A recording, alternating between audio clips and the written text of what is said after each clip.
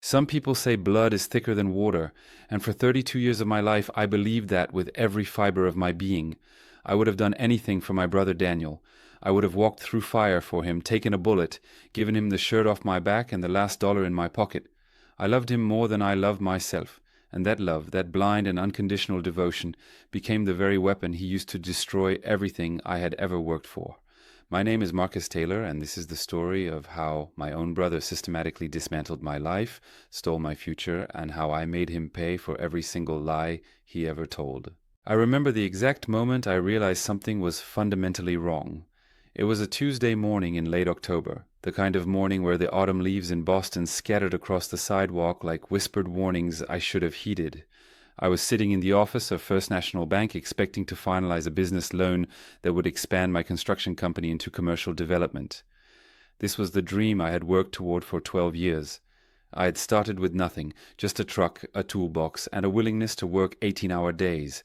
I had built Taylor & Son Construction from the ground up, naming it that way because I always imagined Daniel would eventually join me, that we would build an empire together. I had put his name on that company before he ever showed interest in it because that is what brothers do. That is what I thought brothers do. The loan officer, a woman named Patricia with reading glasses perched on her nose, looked at me with an expression I could not quite read.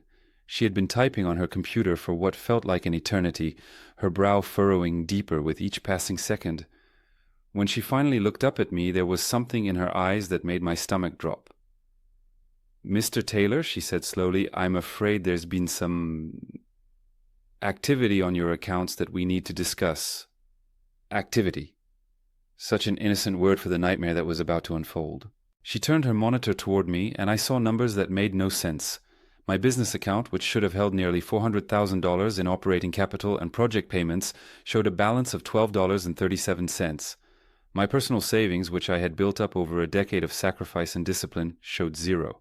My investment account, where I had been building a retirement fund, showed negative $400 due to some kind of overdraft protection that had kicked in. I laughed. I actually laughed, because surely this was some kind of mistake, some kind of banking error that would be corrected with a phone call and an apology.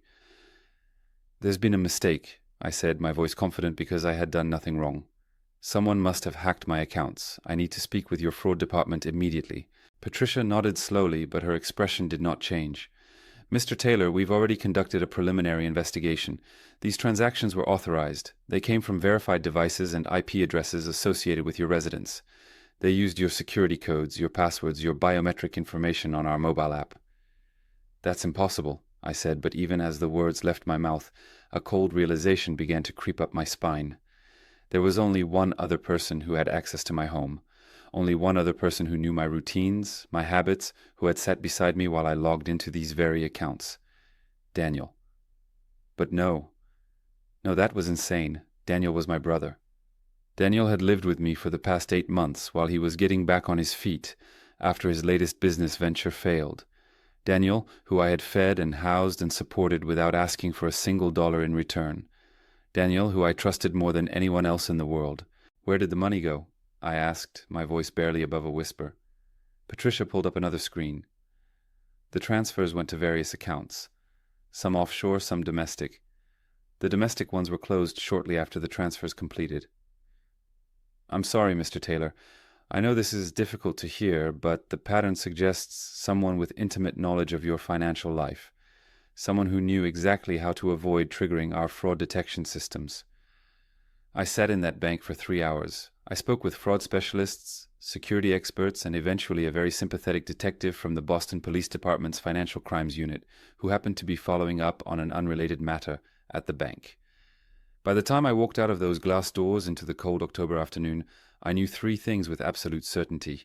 First, someone had stolen over $750,000 from me over the course of 6 weeks, draining every account I owned through a series of carefully timed transactions designed to look legitimate. Second, every piece of evidence pointed to those transactions originating from devices inside my own home, using credentials only I should have possessed. And third, when I tried to call Daniel to tell him what had happened, his phone number was disconnected. I drove home in a daze, my hands gripping the steering wheel so tightly my knuckles turned white. Part of me still believed there was an explanation. Part of me still clung to the fantasy that Daniel was a victim too, that someone had stolen his phone and broken into our home and somehow framed us both. But when I pulled into the driveway of my house in Cambridge, the house I had bought 3 years ago and renovated with my own hands, I saw that Daniel's car was gone. I walked through the front door and immediately knew something was wrong because the house was too quiet, too empty, too clean. Daniel's room was stripped bare. His clothes, his personal items, even the bed sheets were gone. The only thing he left behind was a single photograph on the nightstand, a picture of the two of us as children building a treehouse in our backyard. I picked up that photograph with trembling hands, and on the back, in Daniel's handwriting, were 3 words that would haunt me for months. You owed me. I owed him. After everything I had done for him, after every time I had bailed him out, supported him, believed in him when no one else would, he believed I owed him something, and in his twisted mind, that something was apparently everything I owned. I called our mother that night. Eleanor Taylor was 62 years old, living in a nursing facility in Maine after suffering a stroke 2 years prior. She was lucid most of the time, but her health was fragile, and I had been careful not to worry her with my problems. But this was different. This was about Daniel, her youngest son, and I needed to understand. "Marcus," she said when she heard my voice, and there was something in her tone that made me pause. "Daniel called me yesterday. He said you might call." "He called you? Mom, do you know where he is?" She was quiet for a long moment. "He told me you would be angry. He told me, Marcus, he told me things about the company, about how you've been keeping him out of the business that should have been his inheritance, about the money your father left." My blood ran cold. "Mom, what are you talking about?" "Dad didn't leave any money. He died in debt. I paid off his funeral expenses myself. Daniel said you hid it. He said your father left almost $1 million and you kept it all for yourself because you were the executor of the estate. He showed me documents, Marcus, account statements with your father's name on them. The audacity of it took my breath away. My father, Robert Taylor, had been a good man but a terrible businessman. He had died 6 years ago after a long battle with lung cancer, leaving behind nothing but medical bills and a second mortgage on the family home. I had spent 2 years working double shifts to pay off those debts, to keep my mother from losing her home before her stroke made independent living impossible. There was no inheritance, there never had been. But Daniel had created one. He had fabricated documents, woven lies, and fed them to our own mother to justify what he had done to me. Mom, listened to me carefully. There was no money. Dad died broke. I have the estate documents, the probate records, everything. Daniel is lying to you. He stole from me. He took everything I had. Marcus, I don't know what to believe anymore." Daniel sounded so sincere. He cried, "Marcus." He said he finally had enough to start over, to become the man he always wanted to be. He said you would try to turn me against him because you couldn't stand seeing him succeed. I felt something break inside me then. Not just anger, not just betrayal, but a profound grief for the brother I thought I knew, the brother who apparently never existed at all. To understand how deep this betrayal ran, you need to understand our history. Daniel and I grew up in Medford, Massachusetts, in a small 3-bedroom house that always felt too cramped for the 4 of us. Our father worked as a mechanic, and our mother was a school lunch lady. We never had much money, but we had each other, and for a long time, that was enough. I was the older brother, the responsible one, the kid who got good grades and stayed out of trouble. Daniel was different. He was charming, creative, always chasing some new dream or scheme that would make him rich. When I started working summers at 16 to save for trade school, Daniel was running card games in basements and promising our parents he would be a millionaire by 25. He was not a millionaire by 25, or 30, or 31. What he was, consistently, was a man who believed the world owed him something and who could never understand why success always seemed to slip through his fingers. I finished trade school and started working in construction. I learned everything I could, saved every penny, and at 22 I bought my first truck and started taking small jobs on the side. By 25 I had 3 employees. By 30 I had 20. Taylor & Son Construction was not a massive company, but it was mine. Built with my own sweat and sacrifice, and I was proud of it. Daniel, meanwhile, had left a trail of failed ventures across the East Coast. A restaurant that closed after 8 months. A tech startup that never launched a single product. A consulting firm that existed only on business cards he handed out at bars. Each failure was somehow never his fault. The partners were incompetent. The investors were impatient. The market was wrong.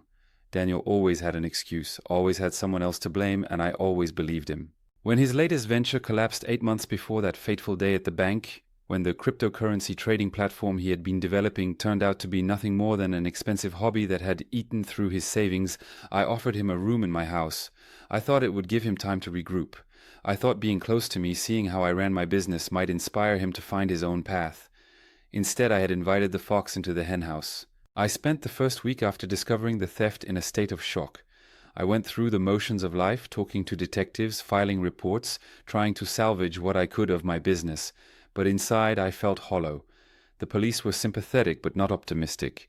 Financial crimes of this nature were notoriously difficult to prosecute, especially when the thief was a family member who had legitimate access to the victim's home. Daniel had been smart, they said. He had used virtual private networks to mask his location. He had opened and closed accounts in sequence, moving money through a labyrinth designed to make tracing nearly impossible. "Your brother knew what he was doing," Detective Morrison told me during our second meeting. "This wasn't impulsive. He planned this for months. Months. While I was feeding him dinner and asking about his day, he was learning my passwords. While I was inviting him to Sunday football games and family dinners with my girlfriend, he was mapping out how to take everything I owned. Sophie. God, I had almost forgotten about Sophie. Sophie Mitchell was a marketing executive I had been dating for just over a year. She was smart, ambitious, and beautiful, with auburn hair and a laugh that could light up a room. I had been thinking about proposing, had even looked at rings the month before everything fell apart. When the theft happened, she was away on a business trip in San Francisco. I called her to explain what had happened, expecting sympathy, expecting support. What I got was silence. "Sophie, are you there?" "I'm here," she said, but her voice was strange, distant. "Marcus, I think we need to talk when I get back." "We're talking now.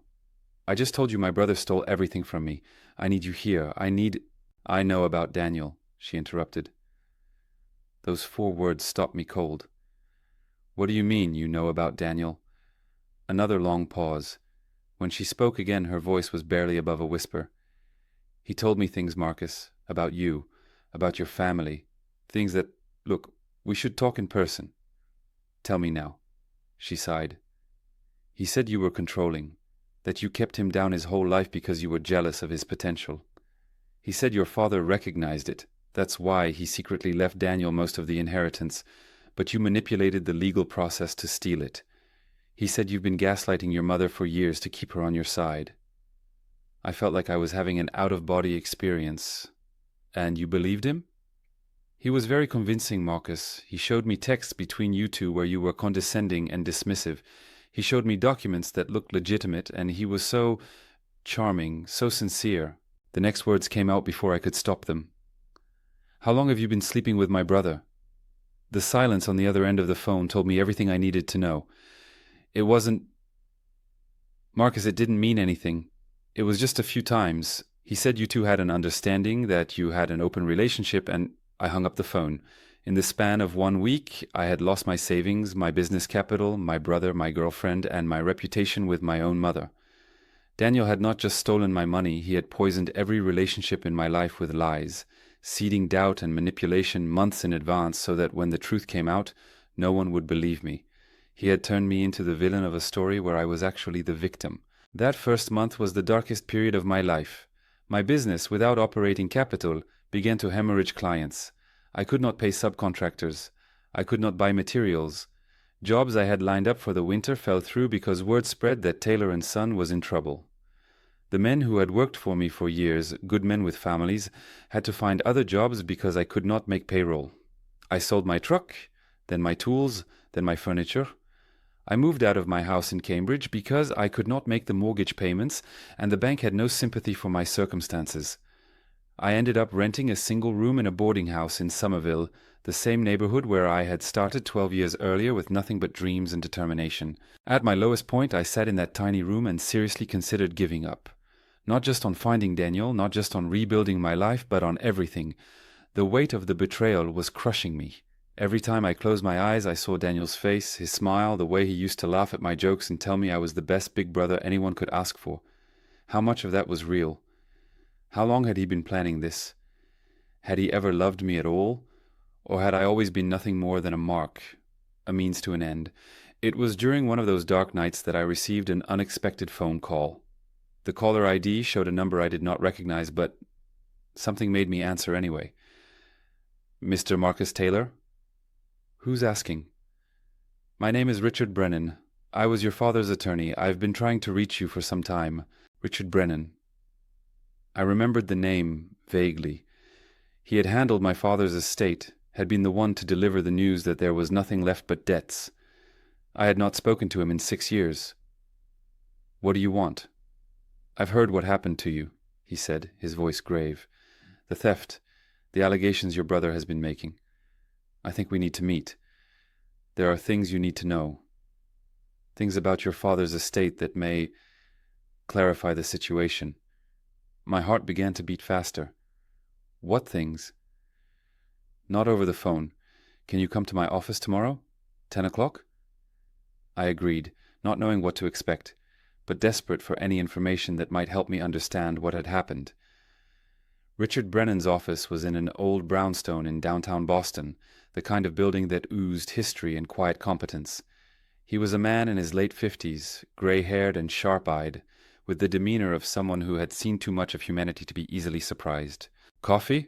He offered as I sat in the leather chair across from his desk. No, thank you. Just tell me what this is about. He nodded and opened a thick folder.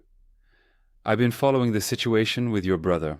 I have contacts in the Financial Crimes Unit, old friends who keep me informed about certain cases. When I heard your name connected to allegations of inheritance fraud, I knew something was wrong. Because there was no inheritance.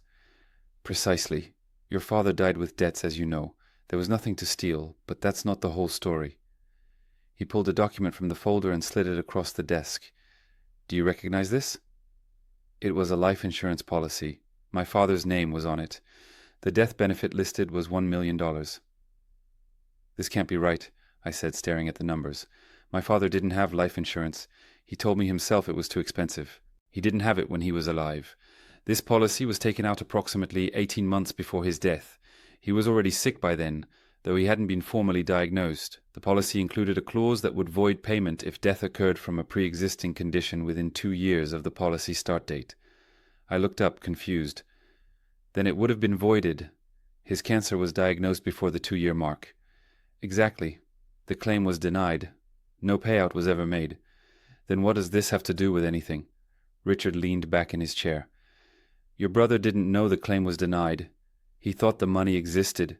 He thought you had hidden it from him. The implication hit me slowly. You're saying Daniel believed there was $1 million inheritance, that he genuinely thought I stole from him? I'm saying your brother has been operating under false assumptions for years. I tried to contact him after your father's death to explain the situation, but he refused to meet with me. He accused me of being in your pocket, said you had paid me off to lie about the estate. So he's been planning this for 6 years. He's believed I cheated him out of money that never existed for 6 years. Richard nodded gravely. It appears so. His resentment, his willingness to destroy you, it's built on a foundation of lies he told himself. But Marcus, that's not why I called you here. He pulled another document from the folder. 3 months ago, someone attempted to access the original insurance policy documents from the archive company that stores my old files. They used forged credentials in your name. When the archive company flagged the irregular access attempt, I started digging. That's when I discovered your brother had been building a paper trail for months, creating fake documents to support his story about the hidden inheritance. I stared at the evidence before me, understanding slowly dawning. He didn't just steal from me because he could. He stole from me because he thought he was taking back what was rightfully his. In his mind, yes. He's convinced himself that you're the villain, that everything he's done is justice, not theft. The twisted irony would have made me laugh if it didn't make me want to scream. My brother had destroyed my life over money that never existed, based on a delusion he had nurtured for half a decade. Why are you telling me this? I asked. Richard looked at me with something like sympathy. Because the forged documents he created leave a trail. Because the insurance company kept records of the denied claim that directly contradict his story. And because I believe, Mr. Taylor, that you deserve the chance to prove your innocence and expose your brother for what he really is. That meeting was the turning point. For weeks I had been wallowing in despair, unable to see a path forward. But Richard Brennan gave me something more valuable than money. He gave me hope, he gave me a weapon, and he gave me a plan. Over the next 3 months, I threw myself into building a case against Daniel. Richard connected me with a forensic accountant named Patricia Chen, who worked pro bono for victims of family financial crimes. Together, we began tracing the money Daniel had stolen, piecing together the elaborate web of accounts and transfers he had used to hide his theft. It was painstaking work. Daniel had been careful, but he had also been arrogant. He had assumed that I would be too devastated to fight back, that the complexity of his scheme would discourage anyone from looking too closely. He was wrong.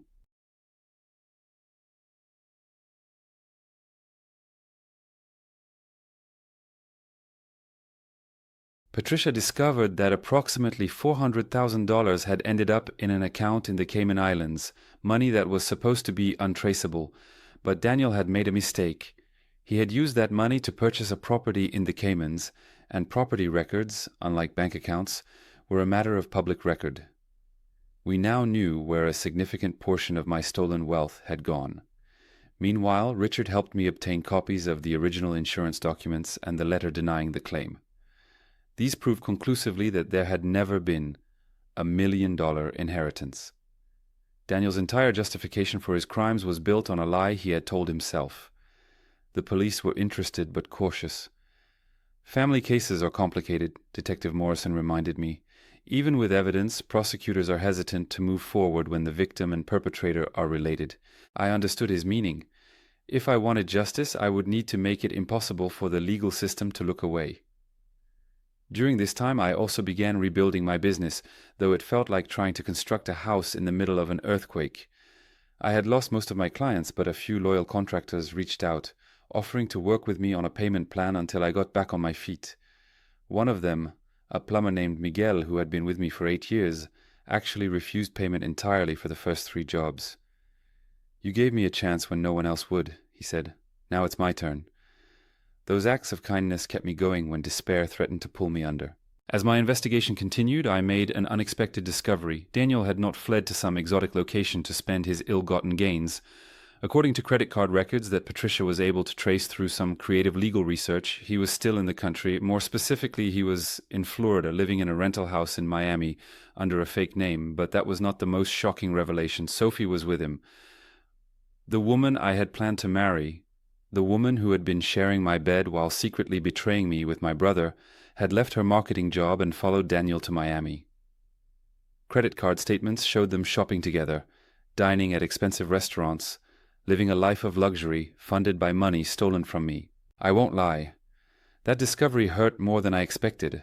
I had mostly made my peace with Sophie's betrayal, had accepted that she had been manipulated by Daniel just as I had been, but learning that she had actively chosen to be with him, knowing what he had done, reopened wounds I thought had begun to heal. But it also gave me additional leverage. Sophie's departure from her company had not been clean. I learned through mutual friends that she had been under investigation for expense account fraud when she suddenly resigned and disappeared. Her former employer was very interested in her current whereabouts. The trap was beginning to form in my mind. I did not want to simply catch Daniel. I wanted to expose him. I wanted to shatter the narrative he had constructed, the lie that painted him as a victim and me as a thief. I wanted the world to see him for what he truly was. To do that, I needed our mother. Visiting my mother in the nursing home was painful. She had deteriorated in the months since Daniel's theft, though the nurses assured me it was not unusual for someone in her condition. She looked at me with confusion at first, then recognition, then something that looked like fear. "Marcus," she said, reaching for my hand, "I don't know what to believe anymore. Daniel calls me every week. He tells me such things about you, but you're my son too. I don't understand how this happened to our family." I sat beside her bed and told her everything, not accusations, not anger, just facts. I showed her the original insurance documents with their clear, claim-denied stamp. I showed her the letter from the insurance company dated 3 weeks after my father's death. I showed her the forged documents Daniel had created, side by side with the real ones, pointing out the inconsistencies and errors that proved they were fabrications. She wept. I held her hand and let her cry, knowing that this was breaking her heart, but also knowing that she needed the truth. "He was always my difficult one," she finally said, her voice trembling. "Always felt like the world was against him. I tried to love him equally, Marcus. I tried so hard. I know, Mom. He called last week. Said he's getting married. To that girl you were dating. He said they're happy, that life is finally treating him the way he deserves. Getting married. Daniel was marrying Sophie with money he had stolen from me, building a life on the ashes of the one he had burned down. Mom, I said carefully, I need your help. I need you to call Daniel. I need you to invite him home. My mother looked at me with those tired, knowing eyes. You want to trap him. I want justice. There's a difference. She was quiet for a long moment. He's still my son, Marcus.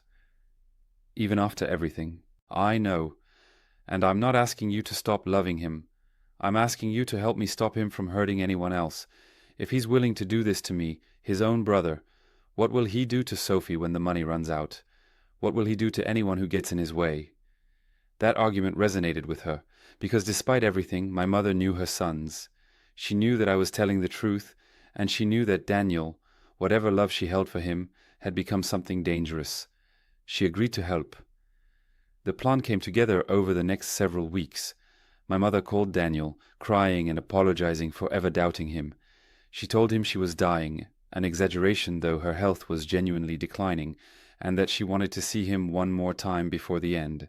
She told him that I had finally admitted the truth about the inheritance, that I was broken and defeated, that there was nothing left to fear from me. Daniel, ever eager to play the victorious hero, could not resist. He agreed to come home.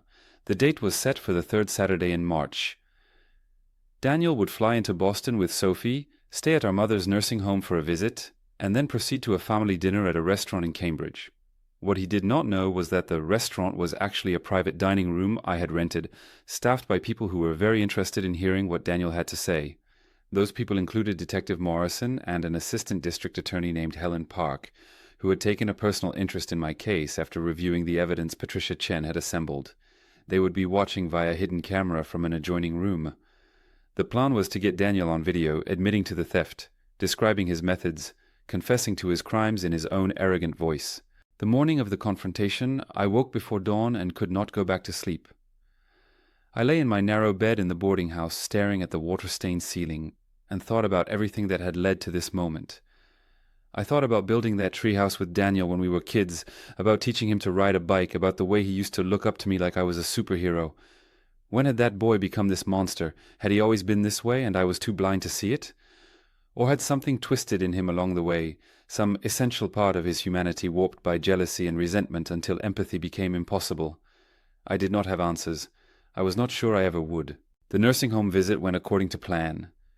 Daniel arrived with Sophie on his arm, looking tanned and relaxed, wearing an expensive watch and designer clothes purchased with my money. He hugged our mother with what appeared to be genuine emotion, and for a moment I almost wavered, almost let myself believe that some part of the brother I remembered still existed inside this stranger. Then he saw me. I was supposed to stay hidden until dinner, but our mother had insisted I be there for her final conversation with both her sons. Daniel's face went through a rapid sequence of emotions when I stepped out of the bathroom.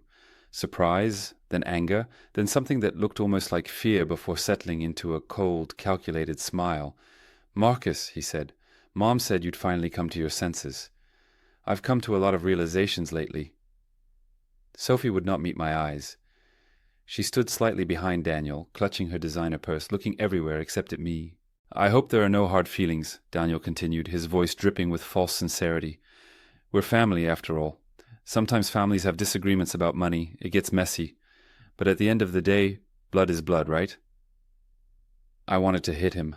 I wanted to wrap my hands around his throat and squeeze until that smug smile disappeared forever. But I thought about the cameras that would be recording everything at the restaurant. I thought about the justice waiting just a few hours away. "Right," I said. "Blood is blood." The dinner was at 7. I arrived early to check that everything was in place. Detective Morrison and ADA Park were already in position in the adjacent room, their equipment tested and ready. Richard Brennan was there as well, along with Patricia Chen, both of them eager to see the case they had worked on come to fruition. "Remember," Park told me through the hidden earpiece I was wearing, "we need him to describe the theft in his own words. Details about how he accessed your accounts, where he moved the money, why he did it. The more specific, the better." Daniel and Sophie arrived precisely on time. He was dressed impeccably, playing the role of the successful businessman who had finally achieved his potential. Sophie had clearly had work done. Her lips were fuller, her cheekbones more pronounced, and I wondered how much of my money had gone toward her cosmetic enhancements. We sat at a table elegantly set for 4. I had hired an actress to play a waitress, someone who could serve us without interruption, and who would not be intimidated if things got heated. For the first hour, we made small talk. Daniel bragged about his new life in Miami, about the investment opportunities he was pursuing, about the house he was planning to buy. He spoke with the casual confidence of a man who believed he had gotten away with everything. I waited. I asked leading questions. I played the role of the defeated older brother, bitter but resigned, accepting that Daniel had somehow won. "I still don't understand how you did it," I finally said, my voice carefully pitched to sound more curious than accusatory. "The security on those accounts was supposed to be impenetrable." Daniel's smile widened. He loved talking about his own cleverness. "You made it easy, honestly. You trusted me. You let me stay in your house for months. I watched you log in dozens of times. I memorized your patterns, your passwords, the way you answered security questions. But the biometrics, the fingerprint authentication," he laughed. "There are ways around everything if you're creative enough. That biometrics company has a known vulnerability. You just need to create a synthetic overlay that matches the fingerprint pattern. I found tutorials online. It took some practice, but once I had your print patterns from a few surfaces in your house, it was surprisingly easy." I felt sick listening to him describe the violation so casually. He was not just admitting to theft, he was boasting about it. "And the offshore accounts?" "Simple routing. You move money through 3 or 4 intermediary accounts, each one opened under a different name using forged documents. By the time anyone traces the trail, the accounts are closed and the money is somewhere else." Sophie shifted uncomfortably in her seat. "Daniel, maybe we shouldn't—" "Relax, babe. He's not recording this. And even if he was, family testimony is complicated. My lawyer says it's almost impossible to prosecute these things." His arrogance was breathtaking. He truly believed he was untouchable. "What about the documents you showed Mom?" I asked. "The insurance policy, the estate papers, I saw them. They looked real."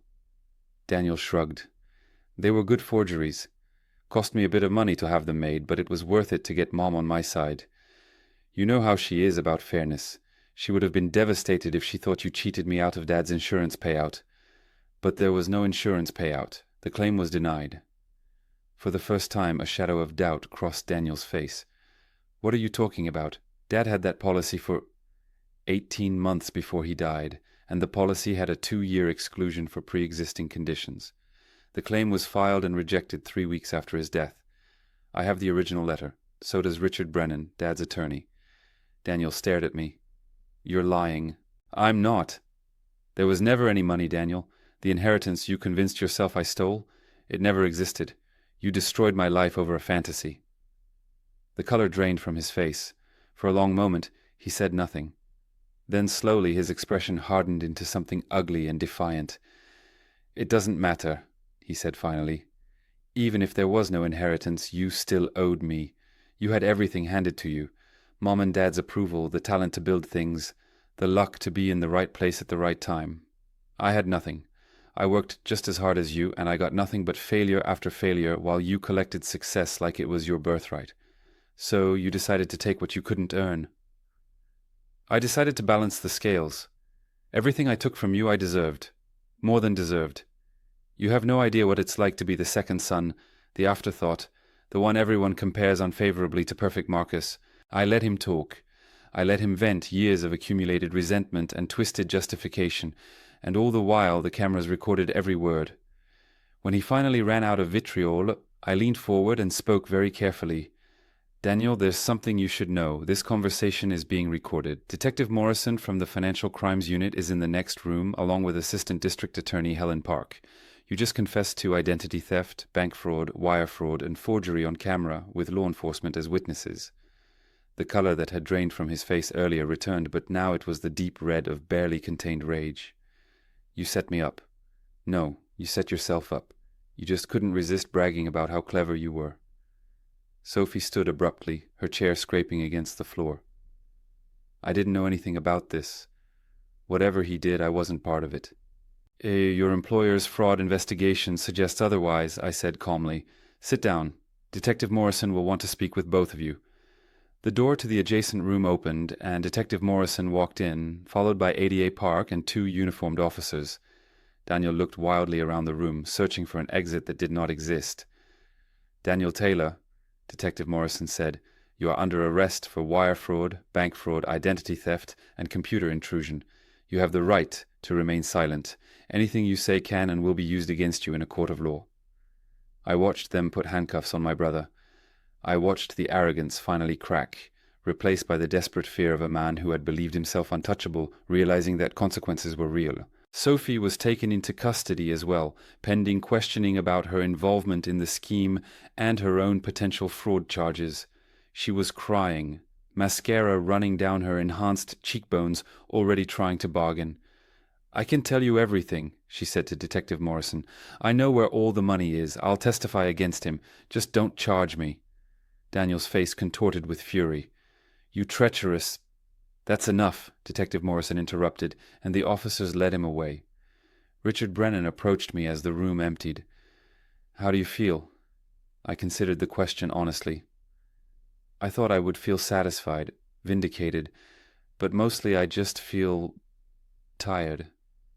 That's normal. Justice isn't always cathartic. Sometimes it's just necessary. He was right.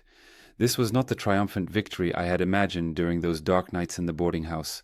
It was not the dramatic moment of revenge that would erase everything Daniel had done. It was simply the first step in a long process of accountability that would take months to play out. But it was a step. And for the first time in nearly 6 months, I felt like I might be able to move forward. The trial took place the following September. Daniel had hired an expensive defense attorney, using what remained of my stolen money, who tried every trick in the book to suppress the evidence and create reasonable doubt. But the video of his confession was devastating. His own words, spoken with arrogant pride, described his crimes in detail that left no room for alternative interpretation. The prosecution also presented evidence of the forged documents he had used to manipulate our mother, testimony from the forensic accountant tracing the stolen funds, and documentation proving that the insurance inheritance he had used to justify his actions had never existed. Daniel tried to claim mental illness, argued that years of sibling rivalry had created a delusional state in which he genuinely believed he had been wronged. The jury was not convinced. He was convicted on all counts and sentenced to 8 years in federal prison. Given the federal sentencing guidelines, he would serve at least 6 years before being eligible for parole. Sophie, who cooperated with the prosecution in exchange for reduced charges, received 3 years probation and was ordered to repay the money she had personally benefited from.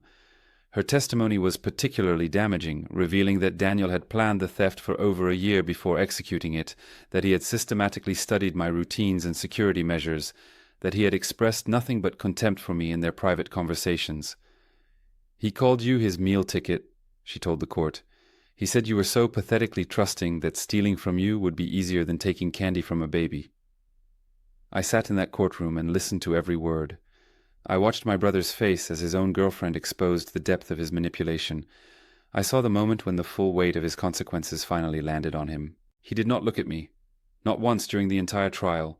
Even when he was led away in handcuffs after the sentencing, he kept his eyes fixed forward, refusing to acknowledge my existence. Perhaps that was the most telling thing of all. The restitution process was long and complicated. Much of the stolen money had been spent on Daniel and Sophie's lavish lifestyle in Miami, but the property in the Caymans was seized and sold, returning about $300,000 to me after legal fees. Sophie's assets were also partially liquidated, adding another $100,000.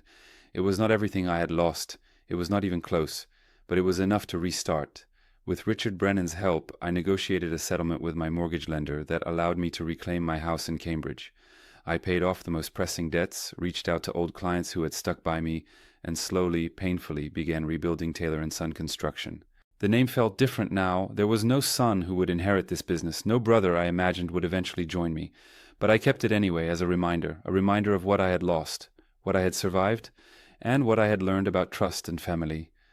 My mother passed away in the spring, about 2 years after Daniel's conviction. Her health had been declining steadily, and in her final months, she seemed to make peace with what had happened. She never visited Daniel in prison, though I think she wrote him letters. She never stopped loving him, even knowing everything he had done. At her funeral, I gave a eulogy that mentioned both her sons. I talked about the family we had been, the dreams we had shared, the love that had bound us together before jealousy and resentment tore us apart. I did not pretend that everything was okay. I did not forgive Daniel, but I acknowledged that our mother had loved us both, and that her love, at least, was something worth honoring. Daniel was not granted permission to attend the funeral. I received a letter from him shortly afterward, the first direct communication we had had since his arrest. It was 3 pages long, full of accusations and self-pity, blaming me for our mother's death, for his imprisonment, for every misfortune that had ever befallen him. I read it once, then burned it. There would be no reconciliation. Some wounds do not heal, some betrayals cannot be forgiven. What Daniel had done was not a moment of weakness or a terrible mistake. It was a calculated, deliberate campaign to destroy me, executed with cold precision and justified with lies he told himself until he believed them. He was not my brother anymore. He was simply someone who had once worn that title, who had abused the access it gave him, and who was now paying the price. 5 years have passed since the trial. I am 39 years old, and my life looks very different from what I once imagined. Taylor & Son Construction has not just survived, it has thrived. We have expanded into commercial development. Exactly as I planned before everything fell apart. I employ over 40 people now, including Miguel, who finally accepted a promotion to project manager after years of my pestering. I never remarried, though I dated occasionally. The experience with Sophie made trust difficult in ways I'm still working through. There is a woman I have been seeing for about 8 months, a veterinarian named Claire, who has the kind of quiet integrity that I find myself drawn to. She knows my history, knows about Daniel, and has never once tried to convince me that I should forgive him or seek reconciliation. I appreciate that about her more than I can express. My relationship with my mother's memory is complicated. I miss her every day. But I also understand in ways I could not when I was younger, that her inability to see Daniel clearly was not a failure of love, but a blindness that love sometimes creates. She wanted so badly for both her sons to be good men that she could not accept the evidence that one of them was not. As for Daniel, he will be released from prison in approximately 18 months, assuming good behavior. I have no idea what he will do when he gets out, where he will go, how he will try to rebuild his life. I have made it clear through my attorney that any attempt to contact me will result in immediate legal action. I have surveillance systems on my house and my business. I have safeguards on my accounts that make what he did before essentially impossible to repeat. But more than that, I have something I did not have before. I have boundaries. I have the willingness to see people as they truly are, not as I wish them to be. I have the understanding that blood is not actually thicker than water, that family is what you make it, not what you are born into. Daniel destroyed my life once.